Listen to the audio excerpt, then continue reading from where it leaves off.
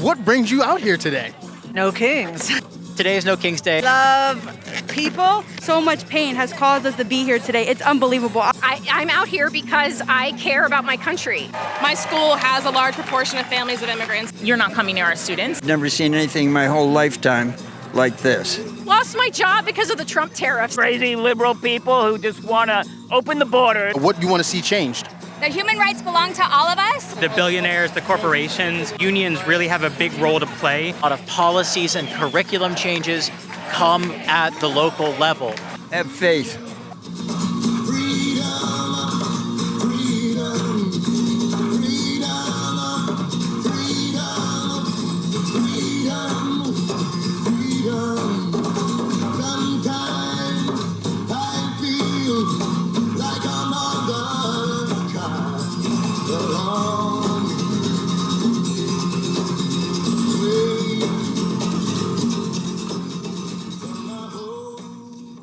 So I am here, today is No King's Day, so I'm here to obviously protest against Donald Trump acting like a monarch despite the fact he's an elected individual. I'm here to support people of Gaza. I'm here to support the members of our LGBTQ plus community. Everything that does not stand for hate.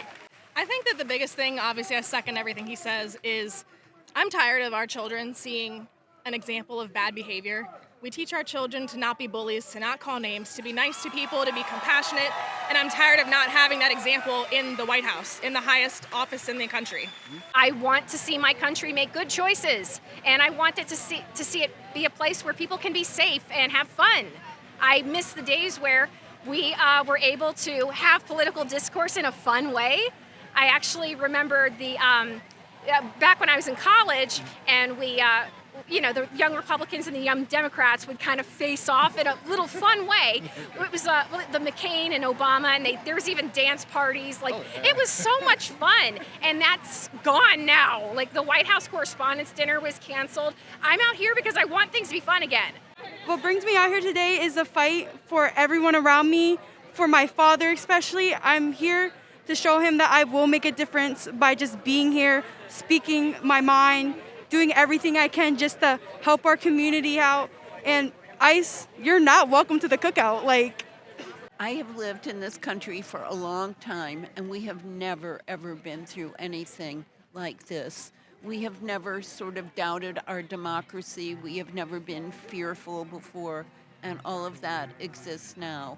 And I am not an automatic picketer and demonstrator, but there's no doubt that what's going on today, I'll do anything I can to help.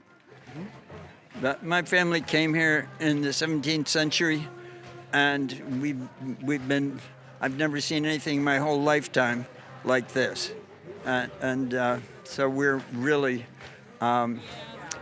quite disturbed by what's going on. We're with Socialist Alternative, the Baltimore section. We're an international revolutionary socialist organization. We're just out here talking to people about how we can fight back on the attacks on immigrants, as well as trans people and every other part of the working class that's being attacked right now and always. Okay. Yeah. No, I think that's a great summary. I think we all need to come together to fight these things because we're all kind of fighting against the same enemy, right? It's the billionaires, the corporations, and really the two parties, the Democrats and the Republicans, who fight for them over working people. And so I think we need to organize independently, and this is a great start today. That human rights belong to all of us, that everyone has the right to be free. We're the signatory on the 1951 Refugee Convention. We're also the signatory on the 1967 protocols. Everyone has a right to seek asylum. Everyone has the right to safety. Everyone has the right to be free and safe. And and we need to support people who are here, seeking safety. Congratulations on 55 years, but I can only imagine through that 55 years, you guys have seen protests and rallies and things of that nature. Is this your first time participating in one? We cut our teeth in the 60s. We actually, in the Vietnam era, we were quite active. Actually, we're also young. Yeah. Well, it's good to see you out here still active today. Now, when you were cutting your teeth for the Vietnam, was that here in Baltimore? No. Oh, okay. We were.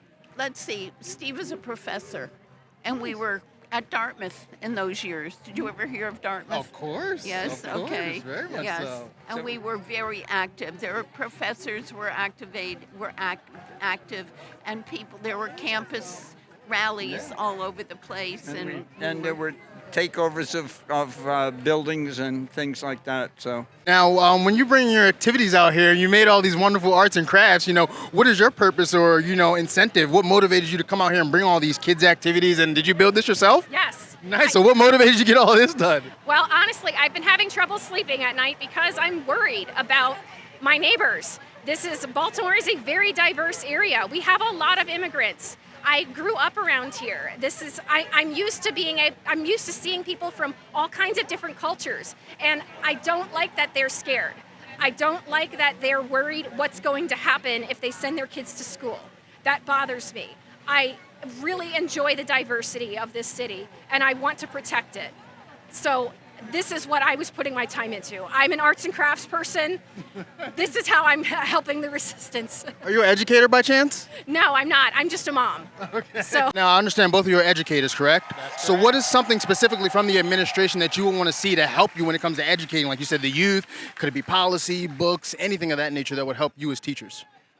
So the first thing is I want to see protection, guaranteed protection for students with special needs, IEPs, 504s.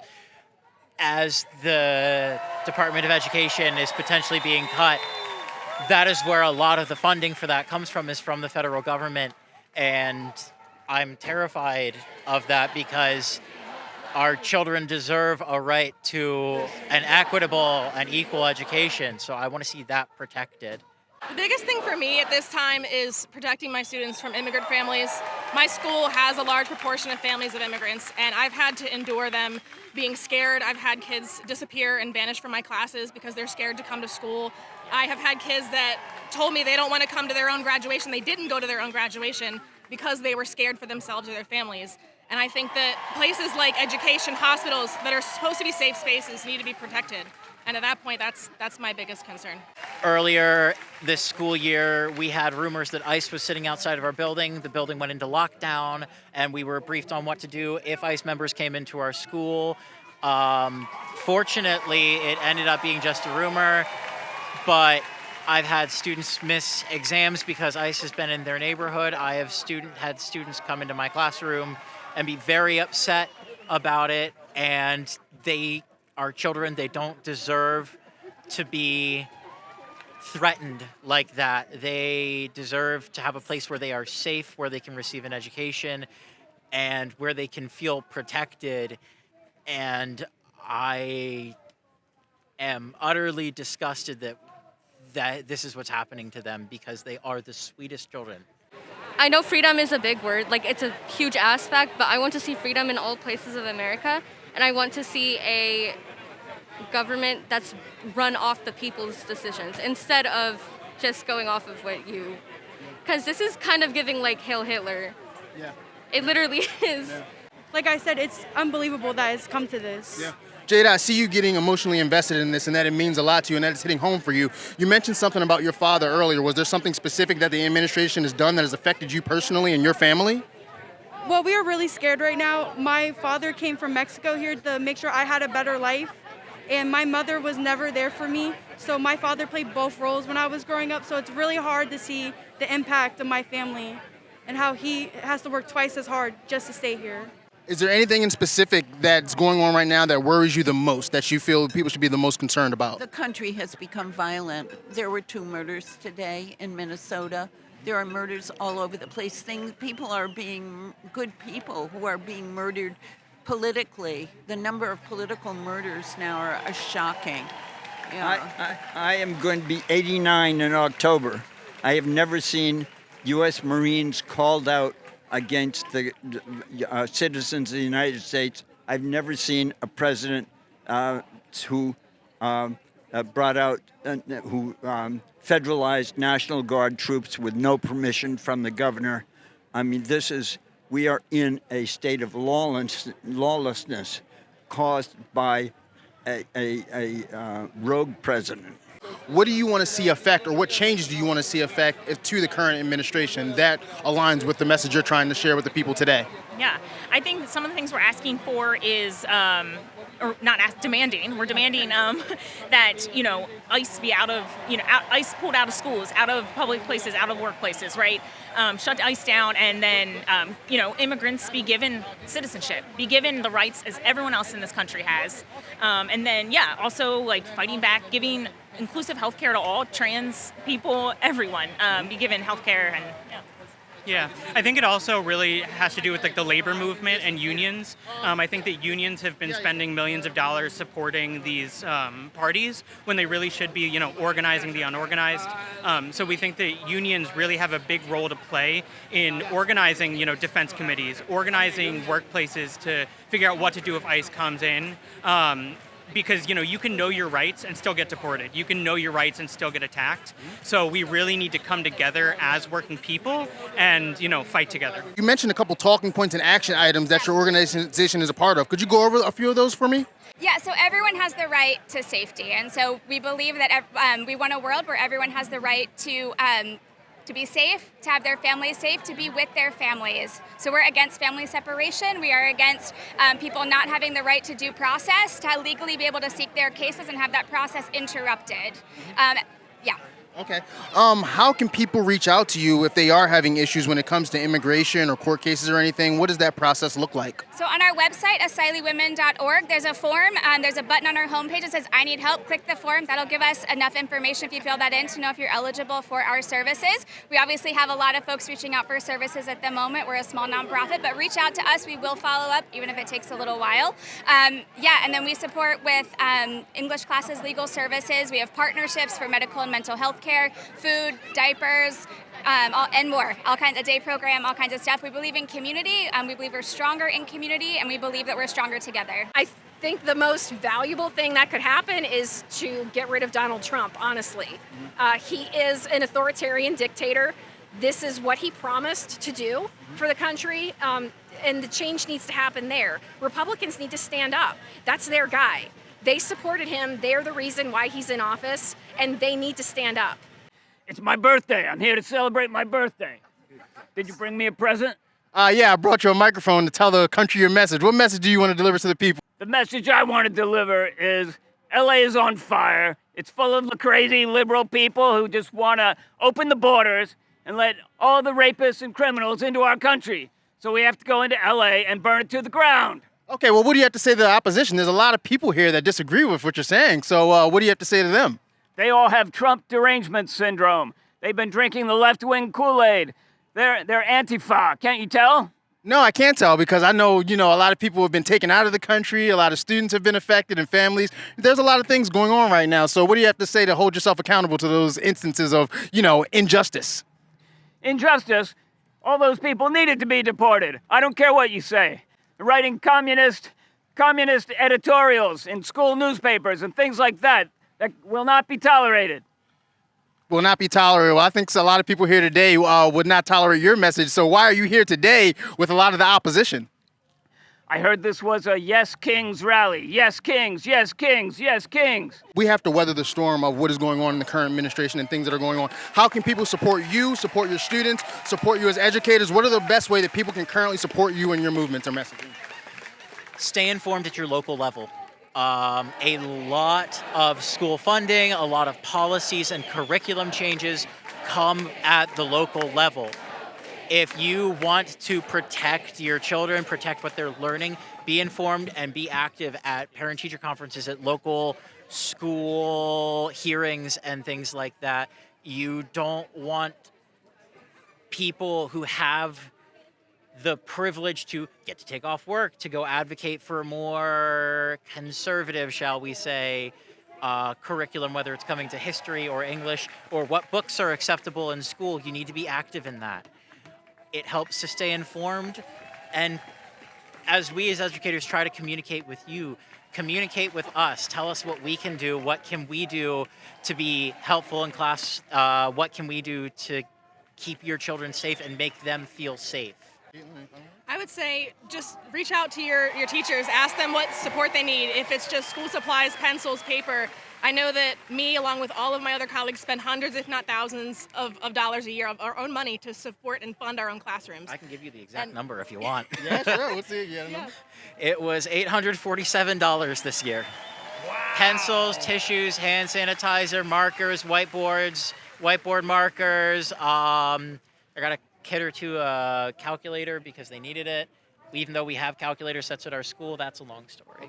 You both made a statement about immigrants and ICE and things of that nature. Are there any ways that you can help benefit your neighbor or communities? Because we've talked to educators that children are scared to come to classes and graduation. We've talked to many people to where they're just in fear of their neighbors, being taken away. Are there any advice or words of wisdom you can give to people that are dealing with those current situations? Yeah, I would say you touched on teachers. Also, teachers unions. If the teachers unions came out and said, you're not coming near our students. We are fighting for our students, and these students have a right to graduate. These students have a right to live here. Same thing, in the hospitals, nurses unions, saying no more. Like, you don't get to come in here and you don't get to arrest our patients. I think that's really something key, like the labor unions. Yeah, I think it's the same thing with trans kids, with immigrants. We can't expect people to fight the entire system themselves. I think as I said, we all need to come together. And so, it's even more than their strength in numbers. It's that we as working class people have a really unique opportunity to strike, to march, to walk out, to do all of these things, which actually have shown historically to stop these kinds of attacks. I mean, that's what happened Trump's first term with airport workers and taxi drivers stopping the Muslim ban, and that's how we can fight back. And so, it's not just on people like overcoming their fear to come out. It's that we all need to be organizing together so that we can defend those people. Forrest Henry, well said. How can people support your movement at the Socialist Alternative? Any information we can give so that people can support you guys in your movement?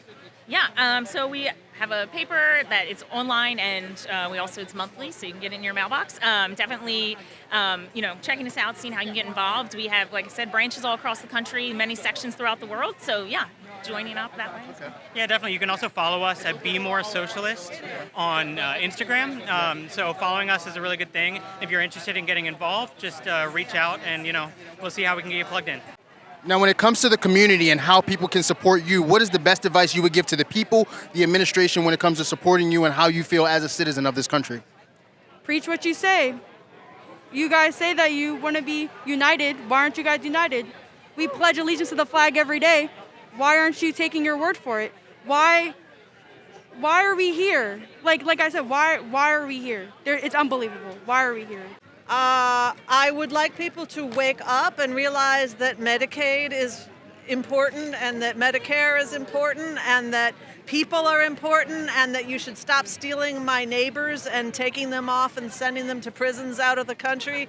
And I just hope that the beautiful, beautiful people that are all around Baltimore City prevail. Okay. And with all your experience, cutting your teeth in the 60s, going through the Vietnam protests, and I can imagine the support you've done as a professor, like the amount of causes and things you've worked with, can you give some advice to the people today? You see so many other people out here, this might be their first time protesting or being a part of a march. Is there any advice you could give to them with, so much experience you guys have between you? Have faith.